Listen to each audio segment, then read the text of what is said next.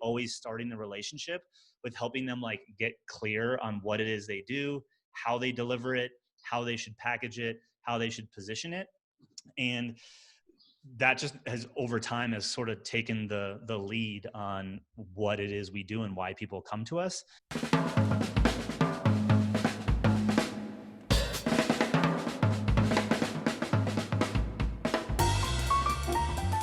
Okay, we're recording. This is another episode of the Automate and Grow podcast. My guest today, Greg Hickman. I need water. That will be edited out. All right, let's try that again. I should have got a drink before. I've been talking all morning. All right, this is another episode of the Automate and Grow podcast. My guest today is Greg Hickman from alt.agency. Greg was nominated by an auspicious guest, which was the great John Lee Dumas. Greg, thanks for being my guest today. Yeah, thanks for having me, man. I appreciate it. No problem. Now, you are very well known in automation circles because particularly I know you work with agencies and entrepreneurs, but tell us who do you help and what sort of problems do you solve for them? Yeah, so my come up in kind of the automation game was really with online course creators and influencers that at the time were using Infusionsoft, as was I. And so really just got behind the scenes with a lot of people like John, helping them get more out of automation, really streamline how they sold and marketed and made sure that they were nurturing people, et cetera. And so that agency continued to grow. And over time, we started adding other revenue streams like coaching and training. And that really led us into really where we're at now, and kind of the accelerated version of the story is we've found a lot of agency owners and other service providers that were curious as to how we were able to kind of escape a lot of the done for you work and really like productize the service that we were offering. And so over time, we've really started helping those people streamline their own business, both by kind of productizing and packaging their services better, but then really getting the most out of automation throughout the entire client journey. And now we're pretty much only training and coaching those folks for the last 3-4 years. Oh, interesting. Okay, so you're not doing so much the done for you part of it anymore. You're teaching them how to do it? Yep. We teach them how to do it. We give them a lot of stuff that's already like mostly built. So not like, I call it preloaded, done for you. It's like pre-built, like someone will kind of raise a challenge for us and we'll kind of show them how they can, harness automation to do the job easier. And then we'll kind of give that to all of our clients. So kind of focus in core systems, like across the actual business, with who we're dealing with. Most of our clients are still under 7 figures. And so they're still kind of working on how do I use automation really around lead acquisition, nurture, sales, delivery.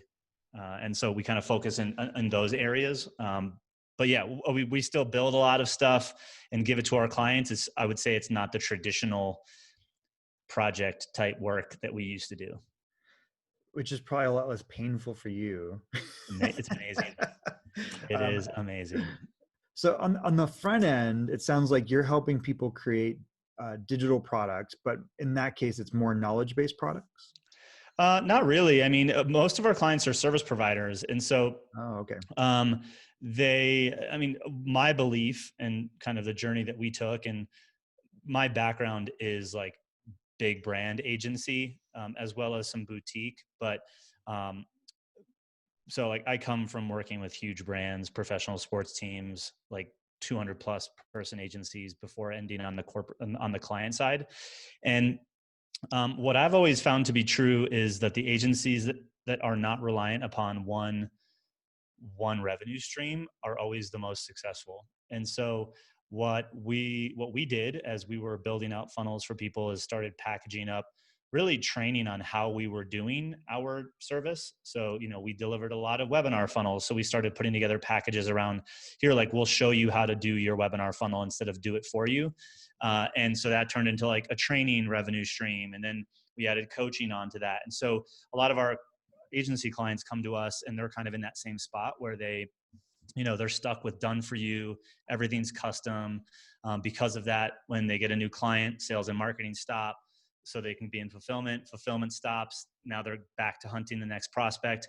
And obviously we can use automation to help streamline a lot of those things, but the inherent issue with a lot of agencies is that they offer too wide of services. So Right. creating automation was really a challenge, because it's like they didn't sell the same thing over and over again. And so the narrative and the client journey changed from time to time. And so we realized that, well, hey, if we help you simplify down what you do into this core offering and automate around getting clients for that, then we can go turn that into kind of like a done with you program or a coaching product, a coaching service that really walks them through the thing that you were doing for them previously. And now you have two revenue streams. And that's really been the path that we've been on. It's funny because I like, I love like marketing automation and using it and like deploying the systems. Like Yeah. I'm a geek when it comes to that, and even implementing. Like I could spend my time implementing. But um, when we first started doing this for people, when we started expanding beyond just course creators, I'd always, they're like, I want an automated webinar or streamlined sales funnel or whatever. And I'd be like, all right, well, what do you sell? And they'd be like, what do you mean?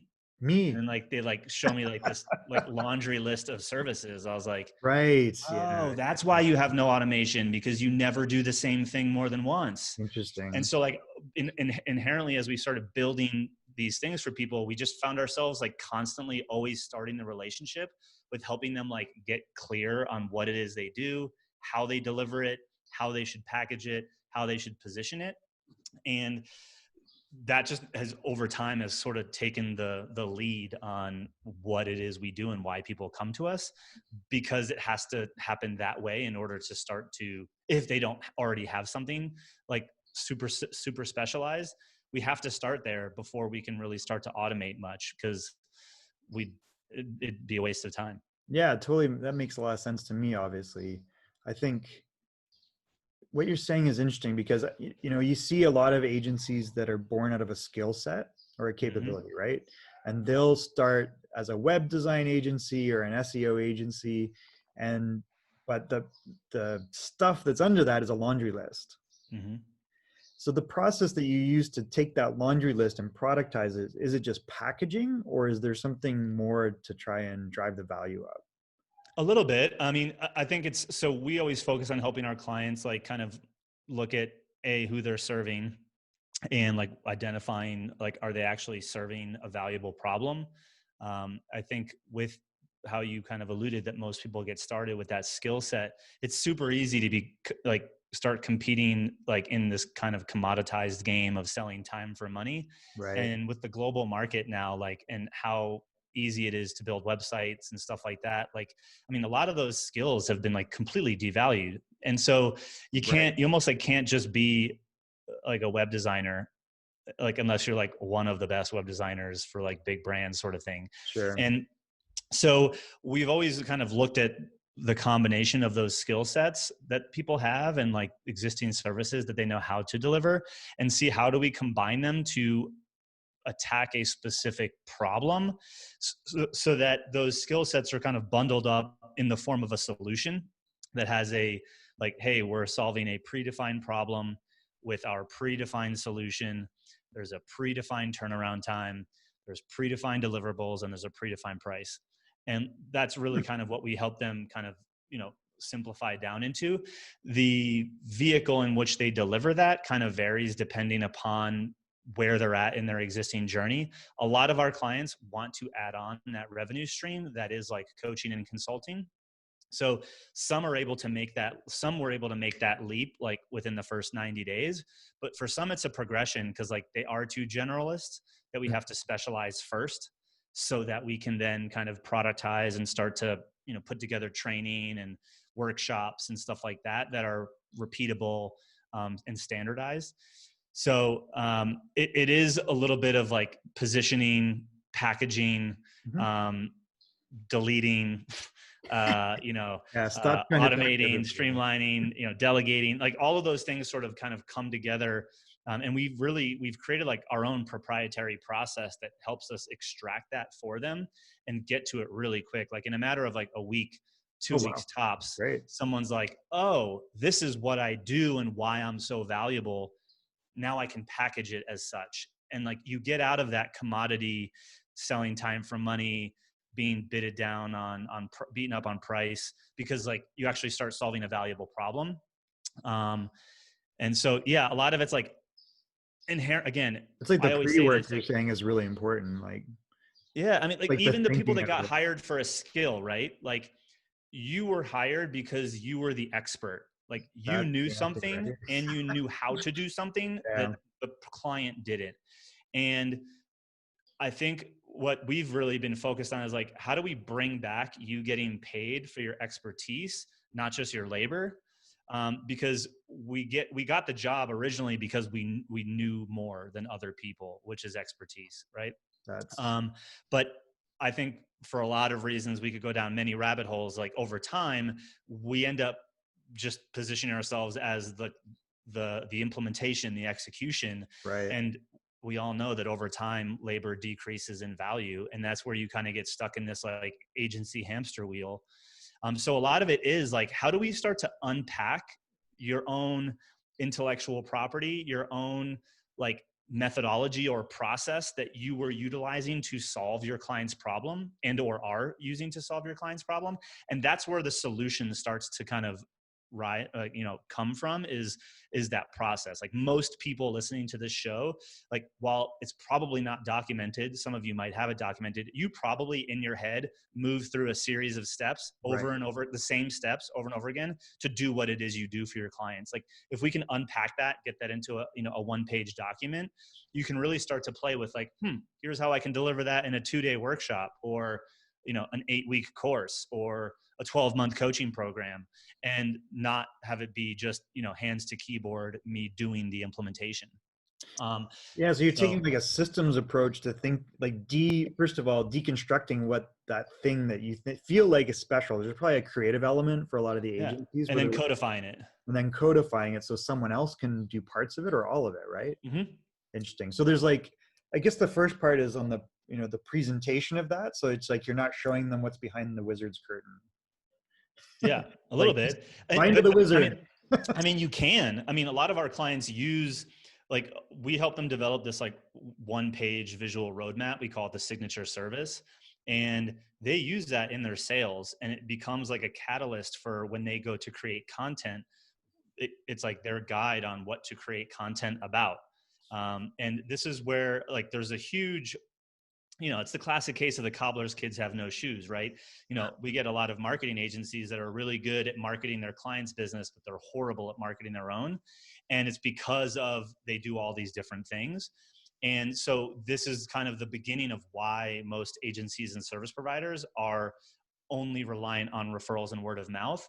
And even that's not that predictable, because most of your clients can't even accurately communicate what it is you do, because you've done so many custom things for them. And so when we unpack that process, now we can go to market with a message that will get people saying like, oh my God, like he or she's in my head. Because you can start tackling objections and problems as it relates to that solution and the problem that you're solving, versus the historical agency of like, your product is the word yes, like, yes, we can do that, yes, we can do that too, yes, we could do that. You can't create any sort of attraction or acquisition system that can be automated when you serve everybody doing everything. Like, it's just going to be the most inefficient vehicle. So when we zoom in on that, you can actually now market yourself with a lot more ease and start putting in your own marketing systems I to like it. bring That's people to cool. you instead of hunt. Yeah, and so I think there's probably, I don't know. Do you find that the barrier to that one is it's always tough to diagnose your own problem, but is there like a Yeah. fear element that if you don't say yes to everything, that you can get so narrow that they're going to miss opportunity? Is that kind of the?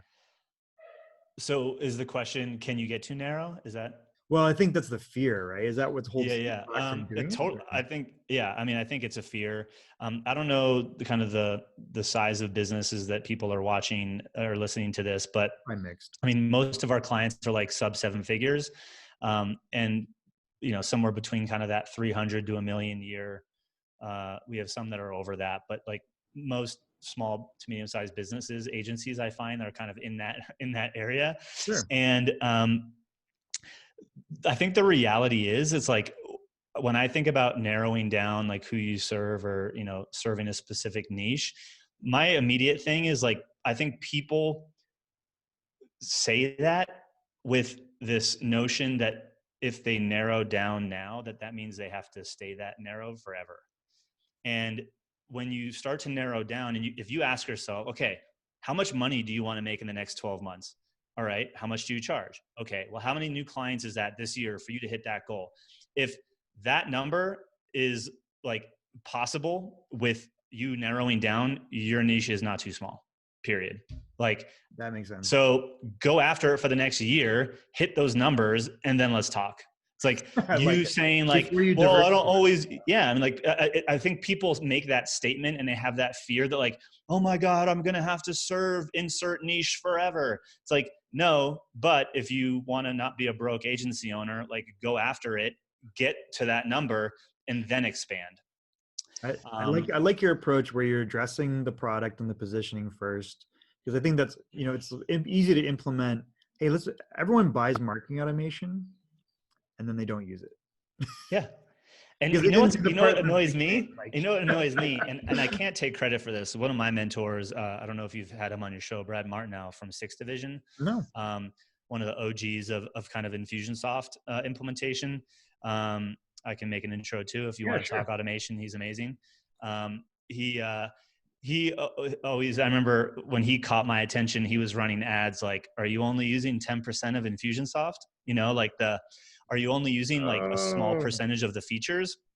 And, you know, what he taught me was, who cares if you're getting 100% back and then some on the 10% of features that you're using?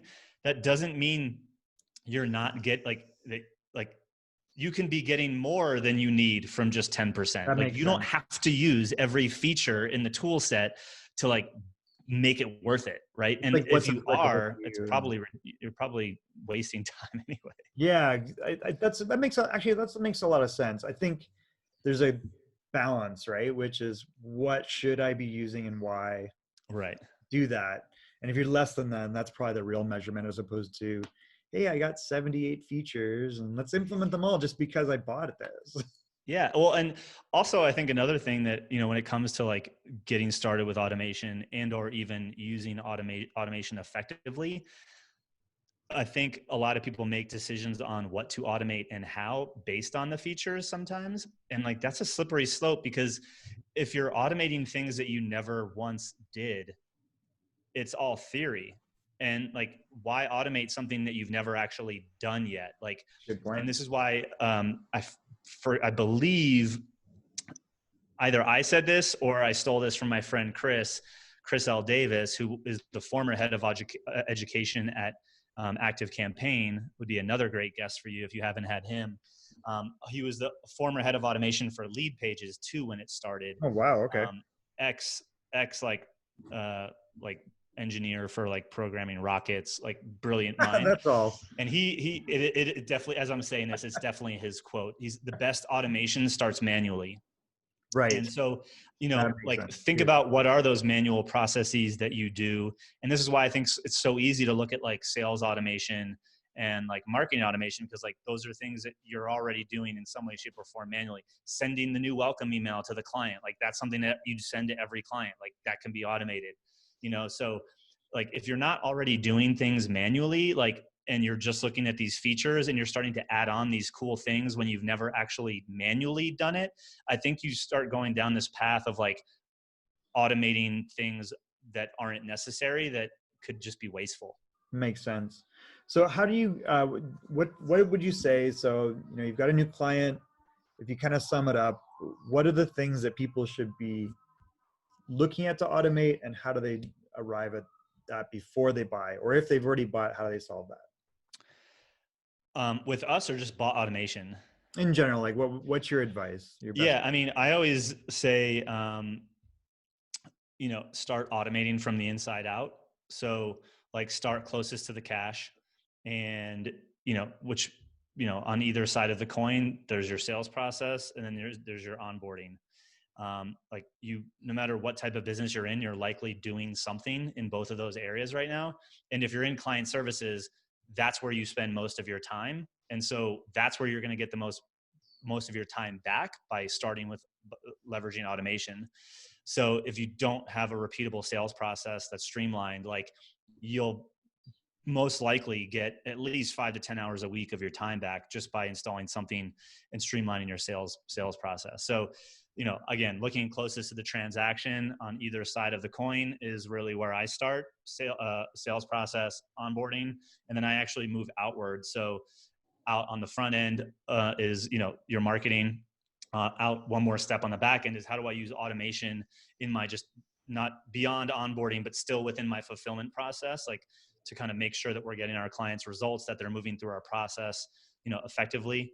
And then we get out to things like, lead gen, advertising, retention, resell, and upsell on the opposite side of the coin. So like we just kind of expand outward and look for the things that we're already doing in those kind of core departments. A guy by the name of Alex Charfin talks about the 5 core functions of a business being, lead gen, nurture, sales, delivery, retention, resell, and upsell. And really, like, again, with our clients, and I would argue probably up until at least 2 or 3 million, in most cases, like if your business is not growing and or has stalled, it's in one of those areas that you need to focus, period. Totally. And so like, that's where I would be looking at, like, well, okay, do I already have a automated or streamlined sales process? Cool. Like, is my marketing automated? Yeah. Okay, cool. Like, how can I automate my acquisition? Right. And I just keep kind of moving outward within those 5 core functions until I'm hitting my goals. Really is that's really helpful. Yeah. And I think really, and I hope this is making it sound a little bit simpler than it has to be, because I think, the biggest obstacle, because again, and maybe not because of features, but where we find ourselves in this situation where like we actually make our businesses more complex by adding automation. And that's because we're automating things that we haven't manually done. We saw someone else do it, but like, we don't actually do that in our business. Right. And then all of a sudden you have these things that like are not being utilized. I think, I see a lot of companies that are small to mid-market, and they bought stuff and it sits there because they really were trying to solve one pain point, and they thought just buying this magical tool would solve it. Mm-hmm. But what I love about your approach is that you're putting thinking into, first off, like, who are you guys and who are you selling to and what are you selling them? Yeah. Let's corral those cats in. And then second is let's systematize it so that it's not like a dog's breakfast every time. You're just like, it's all over the place. But so that's really helpful, because you're trying to put it into a system that's repeatable, right? So that's kind of what you're saying is, well, then make it repeatable. Yeah, exactly. Like if you do it more than 3 times, you should probably be putting a system around it. And that's kind of the thing, like a saying that has come up that I believe it's in the book, Work the System, or I just made it up. But there's a saying that I heard once and that I use is like, systems aren't created, they're captured. It's like you're already doing it, and we're going to systematize it. And I think automation is kind of the same. Automation, I think, is a form of a system or a piece of a system. And so like, if you weren't already it's all the thing that needs to be automated is already there and it's already happening in your business. Like that's where you should be starting. Like it shouldn't be this new vision of this thing that has never happened yet. It should be what's already happening. Automate that and then move on. I love it. Okay. What a great approach. So that's totally, I think, hopefully very helpful to people that are trying to figure out like, what the hell do I do with this crazy system? And yeah. So on the flip side is, you are interested in Infusionsoft just for people's, or you still operate on Infusionsoft as a platform? We use ActiveCampaign now. Oh, you do? Okay. Most of our clients use ActiveCampaign. Oh, cool. All right. I'd say like 95% of our clients, 90% of our clients are probably on ActiveCampaign. Oh, great. Maybe like 2% are on Infusionsoft. And then we have some HubSpot users and, mix in the convert kits and the, small business automation Sharp Springs of the world. And why ActiveCampaign? Oh man, how much time do we have? Well, so I don't chew up your entire day, but No. in So summary, honest, what is it about ActiveCampaign that people should understand? well, just because I use ActiveCampaign doesn't mean other people should. So I literally despise the Facebook groups where someone's like ActiveCampaign or HubSpot, and it's like insert hundreds of opinions Right. that are based off of nothing that's going to help the person who asked the question. Okay, that's valid. Like it's just a pointless question. Like it kind of depends on what's your use case. What are you selling? And the thing I like about ActiveCampaign, at least right now, is that they've, for the most part, stayed in their lane of being like automation, customer experience automation. They're not trying to be like the fancy landing page builder. They're not trying to do all the things. They've like integrated with a lot of people. They have, in my opinion, for a small business, like enough of and a strong enough of a CRM and pipeline management that I don't need to have it in a separate tool. Their automation, I think, I think from a like clear, like blank slate, traditional Infusionsoft, which obviously they rebranded to Keep, Right. still has one of the most sophisticated, flexible, robust abilities to create automation, but like you got to be really good at it. Right. I think ActiveCampaign has done a really good job of like getting you like most of the way there without having to be like a ninja. And like they are a true automation platform where like if I were to leave ActiveCampaign, I'd probably really start to consider something like a HubSpot. From what I've seen, and I will caveat that I've not gone super deep enough on it, but I do have friends that are on it very deeply. And like the level in which, and again, anyone can challenge me on this. I'm not pretending that I'm probably missing something, but like the level to which you can automate and use their workflows, it's like far less superior. It's like not ActiveCampaign superior in the automation perspective, but in a lot of other areas, automation, HubSpot like blows ActiveCampaign out of the water with like the tracking, the analytics, because everything's woven in. That's the big thing I think about HubSpot, right? Anyone Yeah. that's buying HubSpot it's like, how do I get someone from anonymous to known? But to your point, the automation piece is not really their focus necessarily. There's parts of it in there, but yeah, I mean, they're probably, if they keep going down that path, I mean, they're probably not far off, from having something like that. But I mean, that's why we've been on ActiveCampaign. Another thing is like, there's some other really cool platforms that I think are popping up that, while they're not there yet, are a sign of where automation is going from like a verticalized platform perspective. Like you see like these guys called Go High Level. They have like a all-in-one solution really targeting agencies. Sharp Spring really targets agencies. And like I know that there's platforms out there, you look at what's that one called that starts with a K, that a lot of e-com companies use. There's different platforms that like kind of are falling into different types of verticals. Now I'm curious. What's it called? Starts with a K. It's an agency automation? No, it's an automation tool, but e-com companies use it. Oh, e-commerce. Okay, got it. Automation. We're gonna find this now. Automation for e-com. It's K-commerce? No, it's K-e-commerce. Klaviyo. Oh, I'm not. Klaviyo. So like Klaviyo is like, popular in the e-com world, and so with a Y in it. Yeah, I think so. I think we're on the beginning of these automation platforms that are actually designed specifically for a vertical, which obviously ActiveCampaign is not. And I like it quickly so that people know what we're talking about. Yeah, there it is. KLAVIYO. Okay. Yeah. So I mean, I like ActiveCampaign's flexibility at this point, but I can envision that this kind of siloed, verticalized solution they're going to be a lot more prominent and popular. And Which I I don't think show my screen very often, but I think this is a good idea on this case. So there's so many tools. I was so just many. curious, and not to endorse one over the other. Yeah, it's got to be for you. You got to look at your own needs, Yep. and do you have a sales team? Do you sell over the phone?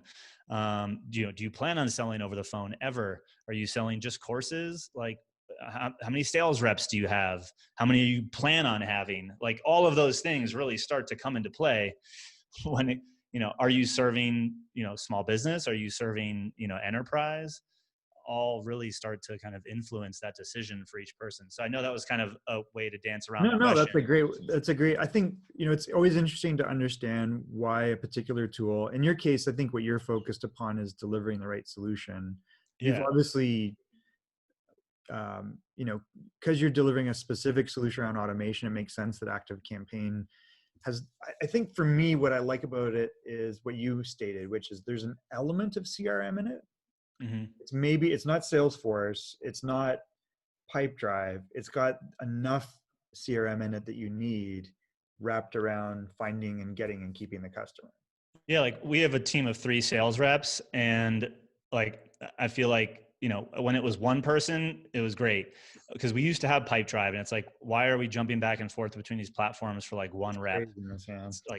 It's like kind of a waste. And so like it wasn't even like an expense thing. It was more of like it's just unnecessary. Sanity. And so like we have 3 reps right now.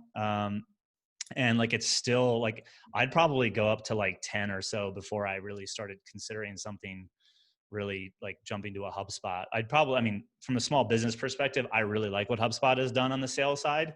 But again, I'd rather, if it can get me 75% of the way there in Active Campaign, I'd rather just keep it there because so much of my logic and automation can be powered off of those two together. So like I do like having those two in the same tool because then you can start doing some good stuff with less integrations.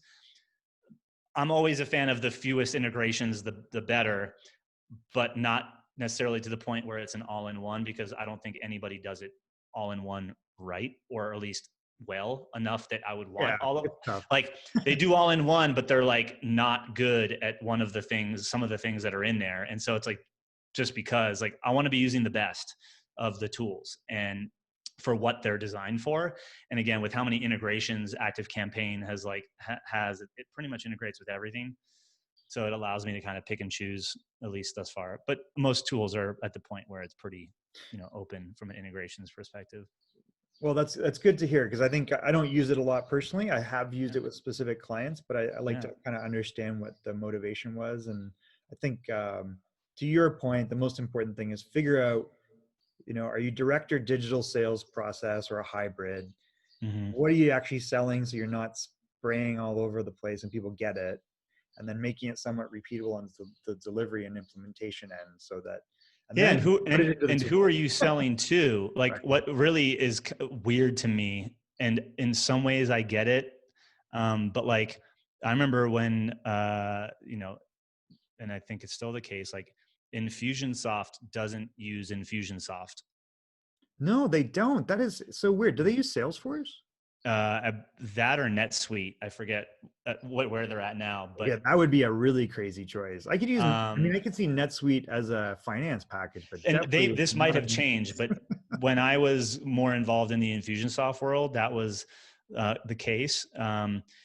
But I mean, because it was designed for small to medium sized business, and they they're big. outgrew that size. And so like if I were serving people that were using Salesforce and I wasn't using Salesforce, I'd feel like that would be weird.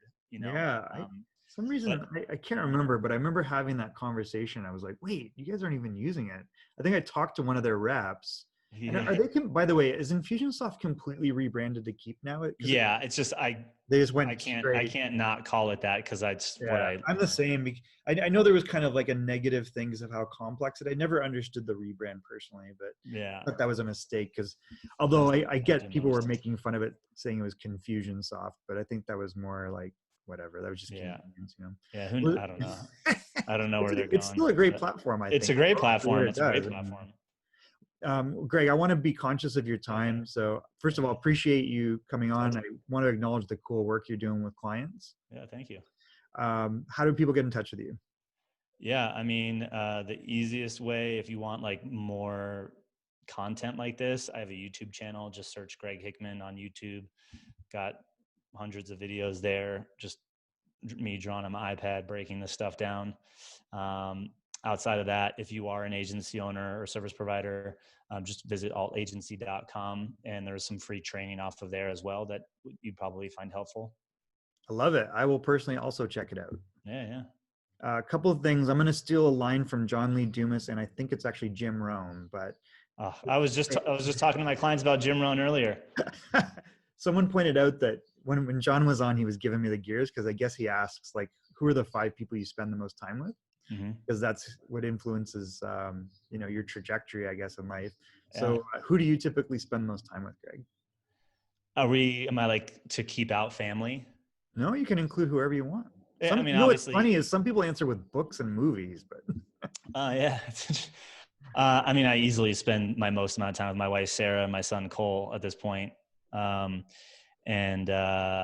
like soon to be another one, right? Soon to be a daughter next month, and our dog Rocky. Shout out to Rocky. What's that? Shout out to Rocky. Yeah, shout out to Rocky. But yeah, I mean, from people wise, those two. I mean, from a couple of people that I talk to on the regular. I mean, if I can bundle them as one, our clients. I mean, like I'm talking with our clients like all day, every day. And which has allowed me to keep my finger on the pulse of what they need. Then one of my really close friends, Amanda Bond, she's like a Facebook ad strategist. Talk to her all the time. And actually, where I'm jumping to next, my buddy Ian Garlick, he's a video agency, video marketer, and he's hosting a really large video summit starting here in the next week or so. Is that online or is it live? It's a live summit, yeah. Cool. Well, no, sorry. I think some of it's live. It's pre-recorded. I mean, I recorded mine already with him, so I think some is recorded and some is some live. Did you say it's Ivor or Ian? His name is Ian. Ian. Spelled Ian, but pronounced Ian. Got it. IAN. And then, so it's called the Giants of Video. But he's a buddy of mine. He actually Infusionsoft certified, met him as an Infusionsoft certified partner. He's just one of those guys, just like I talk to, pretty frequently. I mean, I talked to John, and then I'm over my 5, but that's great. Those are some, yeah. I love it. Okay. And then Jim Rohn. I mean, Jim Rohn. Oh, there you go. For the media answer, I listen to Jim Rohn's Ultimate Library every single morning. Oh, wow. For at least 25 to 30 minutes. I listen to it while I'm taking my son to daycare. And each and every time I listen to it, man, it's just like there's a new nugget that pops out. That's interesting. Okay. So yeah, I'm a huge Jim Rohn fan.